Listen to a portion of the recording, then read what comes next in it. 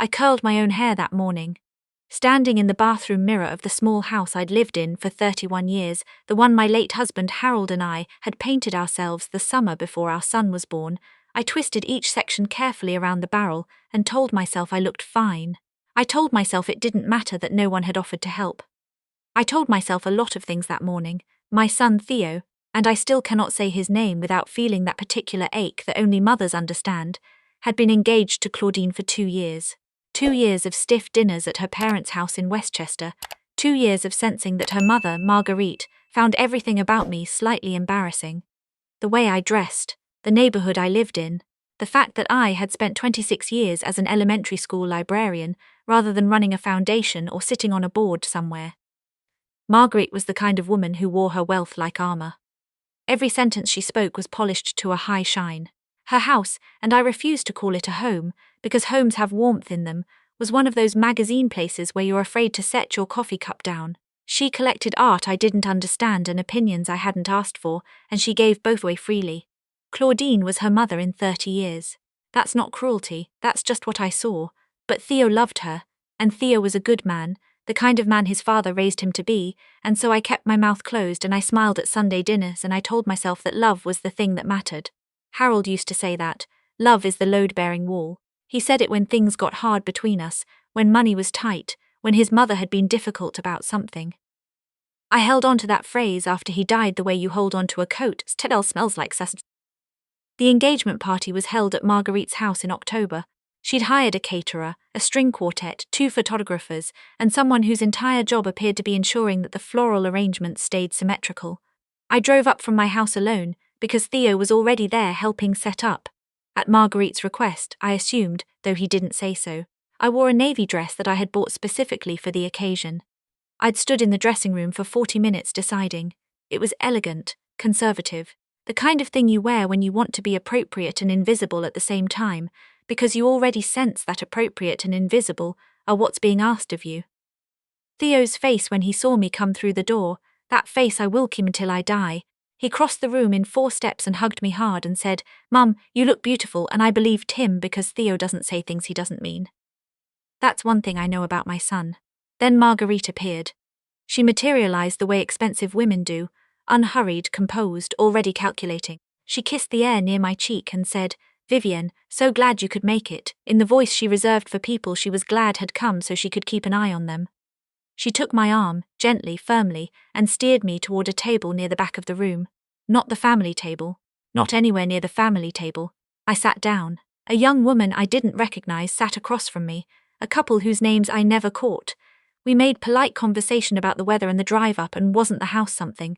Theo came by twice to check on me. The second time I told him I was fine and I meant half of it. The toasts began after dinner. Marguerite stood first. Of course she did, and she held her champagne flute the way women like her hold everything, like it was made for her specifically. She talked about Claudine's accomplishments. She talked about the family legacy. She talked about the kind of man Claudine had chosen, and then she paused, just a half beat, and looked toward the back of the room, toward my table, and she said, and I will tell you her exact words because I have not forgotten a single one of them, she said, "We're also pleased that Theo's mother was able to join us. We know it's not always easy for people from simpler circumstances to attend events like this, but we hope she felt welcomed." She smiled when she said it, a gracious smile, the kind that lets you know the knife is going in slowly on purpose. The room was quiet for a moment, that particular quiet that happens when something has been said that cannot be unsaid. I felt every face in that room, or felt myself imagining them turning toward me, and I looked down at the tablecloth, and I thought about Harold. And I thought about the 31 years I had spent raising a man worth loving, and I pressed my hands flat on the table and I breathed. Then I heard Claudine laugh. It was small, barely audible, a little exhale through her nose quickly covered by a sip of champagne. But I heard it, the young woman across from me heard it, and I know that Theo heard it, because he had gone very still on the other side of the room. What happened next I did not expect. Theo set down his glass. He didn't slam it, he just set it down with a kind of deliberate quiet that is worse than any raised voice. He walked to the center of the room. He was wearing the blue tie his father had given him, the one I'd found for him in Harold's closet when we were going through things. He stood there and he looked at Claudine's mother and he said, in a voice that was completely steady, "I need to ask you to clarify what you've just said." Marguerite blinked. She hadn't expected that. Nobody had. I want to make sure everyone in this room understood correctly, Theo said, because it sounded like you just used my mother's background as a punchline at her own son's engagement party, and I want to give you the chance to correct that before I respond. Marguerite's composure flickered. Just for a second. She said something about not meaning any offense, about speaking warmly, about tone being so hard to convey in a room this size. Theo looked at Claudine. He looked at her for a long moment, and Claudine looked back at him, and I watched her choose. I watched the exact moment she chose, and she lifted one shoulder in a small shrug and said, "Theo, she was just being welcoming." Something shifted in my son's face. It wasn't anger exactly, it was more like recognition, the kind that closes a door. He said quietly, "I need a minute," and he walked out of the room. I excused myself from the table and found him on the back porch, standing in the dark with his hands in his pockets, looking out at the garden that was too manicured to feel real. "You heard her," I said. "I heard everything." We stood there for a while. The string quartet inside had resumed playing. I could hear the murmur of conversation restarting, the careful way people were pretending nothing had happened. "You don't have to do anything," told him, and I meant it, because I had built my whole adult life on not asking my son to choose between me and his happiness, and I wasn't going to start that night. He turned and looked at me. "Mom," he said. She laughed. I didn't say anything. Claudine laughed, he said again, like he was still processing it. I was standing right there and she laughed. We went back inside. Theo walked up to Claudine and asked if they could speak privately, and the two of them disappeared into one of Marguerite's many perfect rooms, and I sat back down at my table, and a waiter brought me a piece of cake I didn't eat. 2 minutes later, Theo came back. He looked at me across the room and he gave me the smallest nod. Then he walked to where Marguerite was standing with a cluster of her friends, and he said, loudly enough that the cluster went quiet, and then the table next to them went quiet, and then the quiet spread outward like a stone dropped in water. "I've asked Claudine to return the ring. I'd like to thank everyone for coming tonight. I think it's time for us to go," he said us. He crossed the room and offered me his arm, and I took it. And we walked out the front door of that house together, past the symmetrical flower arrangements, and the second photographer, and all of those people who had come to celebrate something that was no longer happening.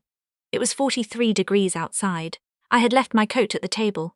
Theo took off his jacket and put it around my shoulders without saying a word about it. We sat in his car in the driveway for a moment before he started it. "She called you simple," he said. "She said simpler circumstances," I said. "That's the same thing." I looked at my hands in my lap. "Your father would have laughed," I said. "He would have said something sharp and funny, and everyone in the room would have felt stupid for laughing at me." What would he have said?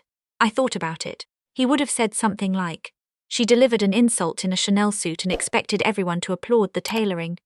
Theo laughed. It was the first real sound in an hour and it filled the car, and I held it in my chest like something I was saving.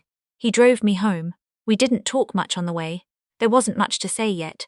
We were both in that place you go after a thing happens, not numb exactly but not fully arrived either. I made tea when we got to my house. Theo sat at the kitchen table where he had done homework and eaten cereal and learned to play cards, and he wrapped his hands around a mug and said, "I always noticed little things. The way she'd redirect when I talked about you. The way she'd go quiet when I brought up visiting.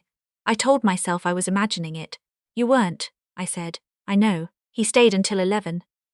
We went through some of Harold's old photographs that I still hadn't organized, the ones in the cardboard box in the hall closet, and I told him stories about his father that I'd forgotten I remembered, and he told me about the time Harold had taken him fishing when he was 9, and taught him to be patient by making them both sit perfectly still for 45 minutes without saying anything. "He never taught me that," I said. "You didn't need it," Theo said, and I almost cried but I didn't. The next morning I was eating breakfast when my phone rang. It was a number I didn't recognize. I almost let it go to voicemail, then I answered it. It was a woman named Patricia, not someone I knew but someone who had been at the engagement party. A friend of someone's cousin, that kind of connection, the peripheral orbits of Marguerite's social world. She said she was calling because she thought I should know something. She said she'd seen it herself. She said that Claudine had been posting on her private social media account, an account her friends could see but that Theo was not on. Photographs taken without my knowledge. At the engagement party, yes, but also at previous events. Candid shots. At the dinner table, standing near the food at one of those early family gatherings. Once, in the parking lot of a restaurant. There were captions. I won't repeat all of them. The mildest one called me a sweet woman clearly out of her depth. Patricia said she'd screenshot some of them. She asked if I wanted her to forward them to me. I said yes.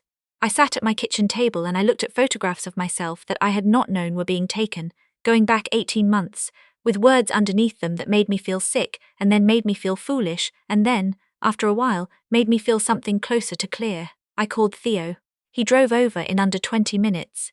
He sat in the same chair he'd sat in the night before and he scrolled through what Patricia had sent me, and the kitchen was very quiet. When he finished, he set the phone face down on the table. "She's been doing this the whole time," he said. "Apparently, the whole 2 years, yes." He was quiet for a long moment. Then he said, "I want you to know something. Last night was not about making a point. It was not about protecting you. It was about the fact that I looked at my fiancée's face when her mother said something cruel about you, and she laughed. And I thought, if she can laugh at that, what else has she been laughing at? What is she laughing at when I'm not in the room?" He looked at me. I had my answer before I even got outside. I nodded, and now I have more answer than I needed. Patricia was, it turned out, not the only person who seen those posts. In a social world as interconnected as Marguerite's, things travel, screenshots travel faster. Within a week, several people in that circle had quietly distanced themselves from the situation. Marguerite made calls. Claudine posted an apology, to her followers, not to me, which I noticed, about going through a difficult time and not always being her best self. I never received a personal apology. I didn't expect one. What I received instead was a Tuesday evening in November, 3 weeks later, when Theo came over for dinner and we made Harold's chili. The real one, with the dried anchovies and the dark beer, the one that had to simmer for 2 hours. I sat at the table where we had always sat, and he told me about a work trip he was planning, and I told him about a book I was reading, and neither of us mentioned the engagement party or Marguerite or Claudine or any of it. We didn't need to. There is a thing that happens when you are a mother and your child is grown, and you have spent years hoping you raised them right without ever being you did. You carry a quiet question with you. You don't ask it out loud, you don't always even admit it's there. But it's there. Did I give them what they needed? Did I teach them the right things? When it counts, when it really counts, will they know? I know now. I have known since I watched my son set down his champagne glass and walk to the center of that room and ask a woman to account for herself in front of all her friends, not with anger but with absolute quiet certainty. I have known since he took off his jacket in the cold without being asked, since he sat in my kitchen in the chair where he'd done homework and held a mug of tea and said the word us without thinking about it. Harold would have been proud of him. He would have said, "That's my boy," in that low quiet way he had, and he would have been right.